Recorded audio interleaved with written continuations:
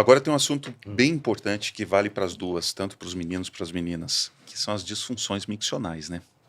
Então, assim, a gente vê algumas meninas, principalmente, eu acho que as meninas têm mais essa parte do que a gente chama de dissinergia vesco-esfincteriana. O que é esse palavrão, né?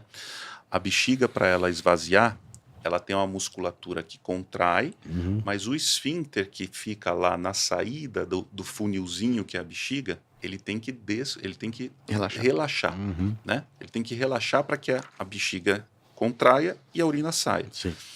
Dissinergia vesco-esfincteriana é quando, por algum motivo, seja emocional, causa neurológica, você tem a bexiga contraindo e você não tem o esfíncter relaxando. Exato. Então não é um mecanismo de simbiose, é um mecanismo de sinergia, perdão, entre a bexiga e o esfíncter.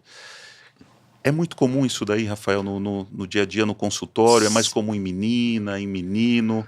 Sim, é muito comum, né? Às vezes gera sintomatologia, né? As bexigas hiperativas, né? Muitos meninos vêm falando, né? Os pais falam, olha, a cada 5 minutos ele quer ir lá e fazer o xixi, né? Então a gente estuda sempre, né, essa parte da coordenação da micção, né? Eu explico para os pais, né? Parece fácil fazer xixi, mas envolve uma coordenação entre várias musculaturas que tem que acontecer de uma forma harmônica, né? Então, sim, acontece, né? É uma causa de sintomatologia, né? Dos pacientes vai toda hora fazer xixi, é uma causa de infecção urinária, é uma causa lá da enurese noturna também, que a gente tem que investigar sempre.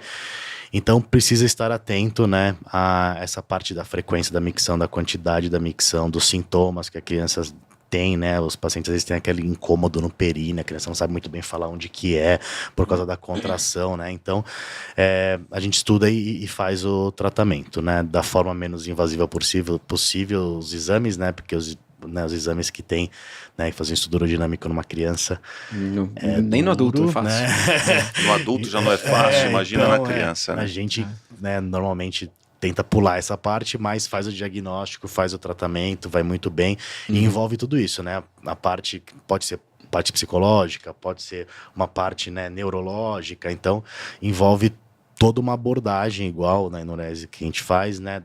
Vamos fazer uma abordagem psicológica, vamos fazer uma abordagem de medidas comportamentais no dia a dia da criança, vamos fazer uma abordagem também da parte anatômica, fazer os exames, a gente vai ver tudo isso junto e vai tratar tudo isso junto. Acho que entra também o fisioterapeuta aí, né? Fisioterapeuta, sim, eles vão para fisioterapia. Para fazer a criança ter consciência corporal, né? Sim, exatamente. Quando que está relaxando o esfíncter. O treinamento, o biofeedback. Os fisioterapeutas, né, agora tem uns que fazem bem criança, né?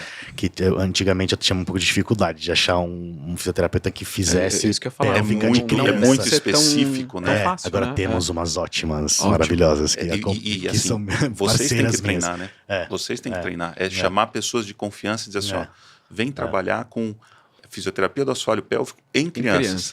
Já é difícil fisioterapia do assoalho pélvico. Sim. Fisioterapia do assoalho pélvico em crianças, você tem que treinar. É a equipe assim, super nichada, né? Super específica. Super. Eu atendi uma mãe nessa semana no consultório que eu falei, o que você faz, né? Você é da área, porque ela começou a falar assim, ela falou, não, eu faço fisioterapia pélvica em crianças em casa. Eu falei, calma. Vem aquela luz.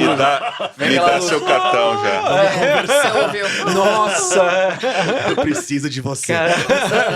Fantástico. É isso aí. É isso mesmo. Não, é isso mesmo. Eu imagino que seja extremamente difícil, porque inclusive é difícil você encontrar, o que Deus falou, a gente precisa muito de fisioterapeuta de assoalho pélvico, e realmente já é difícil, né? A gente vê muito adulto já é de difícil, esporte, né? De melhorar o joelho, mas de assoalho pélvico é difícil. É difícil. E legal, assim, que você tem e que você tem contato com pessoas que você confia, né? Porque precisa, porque além de tudo, ainda mexe com uma parte que é complexa dentro de uma criança, né? Então tem que ter ali os pais por perto, tudo. Você tem que confiar demais, né? Bastante. E aí, dentro ainda do assunto de disfunção miccional, você até citou, Rafael, a enurese noturna, né? Que é o xixi na cama. Isso, exatamente. Até quando é normal? O que a gente faz? Como é que a gente trata? Então, eu falo muito para os pais, né? Obviamente a gente tem que respeitar a criança e ela vai conquistar isso na evolução dela, no momento que for dela, né? Mas a gente sabe que até os 5 anos de idade tá ok fazer xixi na cama, tá? A gente considera que faz parte da evolução da criança, tem criança que vai menos, tem criança que faz mais tarde essa parada, né? Mas até os 5 anos de idade a gente considera normal. De 5 aos 7 anos de idade, até 2 vezes por semana, a gente ainda considera uma frequência normal. Depois dos 7 anos de idade, a criança já tem que estar seca à noite, né? Sem fazer o xixi na cama, e aí merece tratamento. Né? E o tratamento da enurese noturna, né? Acho que o primeiro passo eu converso, é uma consulta mais longa, né? Enurese noturna, porque eu tenho que saber tudo que a criança faz desde que ela acorda até a hora que ela vai dormir, né? Porque isso envolve quanto de líquido que ela toma, como que é a rotina dela, os pais são separados, os pais são juntos, ela fica com alguém durante o dia, ela dorme no mesmo lugar, ela dorme com alguém, é com luz apagada, é com luz acesa, tem banheiro no quarto, não tem, então tudo isso faz parte da investigação, né? Então é uma consulta longa, a primeira consulta eu falo aos pais, essa consulta vai ser muito longa, porque eu quero saber de toda a rotina da criança, né? E, enfim, e aí a gente investiga, primeiro a gente sempre muda essas medidas comportamentais, né? O xixi tem que fazer xixi antes de dormir, tem que ser fiscalizado. Às vezes eu falo para criança fazer um treinamento que é o xixi em 2 tempos, faz xixi, lava a mão, faz xixi de novo, porque ele não tem paciência de esvaziar a bexiga toda, né? E fazer a parte, né, de restrição de líquido à noite, que é muito importante. É a regra que eles mais negociam, né? Eles trazem para mim a tabela do xixi, que eles que fazem, com desenho. Isso estimula muito eles a entrar no tratamento, né? Eu falo para os pais, parece uma coisa boba, mas isso aqui é cientificamente comprovado que dá certo, né? Lúdico, eles fazerem, né, a tabelinha dele, né? É transformar isso numa brincadeira. Né? Quanto mais você deles, conseguir transformar isso numa brincadeira, Sim. mais eles vão colaborar com o tratamento. Porque eu ia perguntar isso, o quanto disso de fato é funcional, é tratamento, e o quanto disso é emocional também, né? Eu acho que passou dessa fase onde o organismo já devia estar organizado para ter essa fase seca, e aí entra também, às vezes, uma fase emocional, né? Sim. Que é super importante para a Com criança certeza, e é né? difícil identificar, né? Tudo é maturidade, né? Você tem a maturidade do núcleo pontino, da micção, que é por isso que a criança, depois dos 5, 7 anos, ela vai parar, mas tem a maturidade emocional. Sim. Tem criança que não atinge a maturidade emocional, e geralmente elas andam juntas, sabe? Então a coisa da criança que não tem aquela maturidade emocional ainda, Tem com adulto que 7 não anos, atinge. tem adolescente que Sim. não atinge. Opa. E tem a enurese que volta, né? Então a criança passa... Difícil. Essa é super difícil de tratar. Então a criança fica seca à noite, a partir dos 5, 7 anos, mas aí lá na pré-adolescência, geralmente por algum assunto problema, emocional, ela volta a ter Às vezes a enurese. vinda de um irmãozinho não tem muito Isso, disso. A gente pra- ouve muito falar disso, Chamar né? atenção, Sim. né? Engravidou ali, vem vindo outro bebê, e aí ele começa Volta a a agir infantilizar, igual. né? Isso. Assim. Tem um assunto triste, mas é real, mas, por exemplo, meninas que não tinham enurese e que com 12, 13 anos voltam a ter, Isso a mesmo. primeira coisa que você tem que pensar é em abuso. É. Sabe? É um assunto muito triste, mas Primeira coisa. é real. Né? Né? Abuso, Então, essa enurese que volta, por que ela é difícil de tratar? Porque ela tem muito lado emocional, psicológico. Sim. Exato. Então essa consulta de Extremamente enurese é uma complexa. consulta complexa, né? Envolve psicologia, envolve o treinamento dos pais, envolve o treinamento das crianças, né? O preparo que os pais têm para lidar com a situação. Falar, seu filho com 8 anos dormindo todas as noites de fralda, ele não vai parar de fazer xixi na cama. Ah, mas doutor, não dá. Se molhar a cama, tem que trocar. Então a gente vai precisar conversar, porque vai precisar todo mundo aqui junto se empenhar pra gente chegar lá. Sim, Né? E a gente vai precisar fazer tudo junto. Não adianta se eu der só o remedinho aí pro seu filho, não vai adiantar. Que não E é uma isso, coisa, né? Não vai adiantar. Eu acho que O um pouco remédio dessa ajuda, parte mas se não emocional, tiver o assim. comportamental Sim. e E emocional, não vai. uma coisa interessante até, né, você fala assim, é importante que todo mundo colabore. Quando vem nessa hora, que é uma consulta que você precisa ter toda a informação, aliás, a grande maioria você precisa ter toda a informação possível. Sim.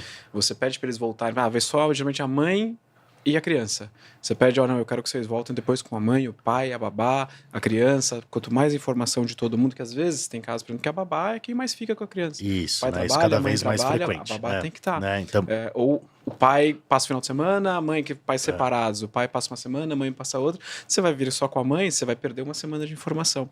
Então você pede depois para voltar todo mundo. Isso eu acho que é uma coisa interessante, ideal. É uma das únicas consultas, né? Porque a gente cada vez mais, né, tem essa praticidade do online, né? A gente conseguir fazer consulta remota, prontuário eletrônico, enfim. A gente consegue facilitar muito a vida dos pais, né? Às vezes, para uma consulta que a gente precisa ver exame pré-operatório, putz, manda a criança para a escola, né? A gente faz uma consulta online. Essa consulta de enurese, não. A criança tem que estar presente primeiro, tá? Não vai dar... Não, então marca à noite. Eu te atendo à noite, na hora que ela estiver em casa. Ela precisa estar presente para ela entender o que está acontecendo, porque, afinal, o paciente é ela e tudo que a gente está discutindo aqui é sobre eles. Eles precisam, primeiro, querer parar, né? E segundo, topar o desafio, né? De ter todas essas regras e ter toda essa mudança, às vezes, dos horários deles, para a gente conseguir ter sucesso no tratamento. E eu peço também pro pai e para a mãe, né, ou pelos tutores, pelos responsáveis estarem presentes na consulta. A gente faz uma reunião, cada um em um lugar. Tá tudo bem, mas que hoje em dia a gente tem essa facilidade, mas todo mundo põe online ali, ouvindo e trocando, né, as informações. Legal. Complexo. Caminhar junto é difícil, né?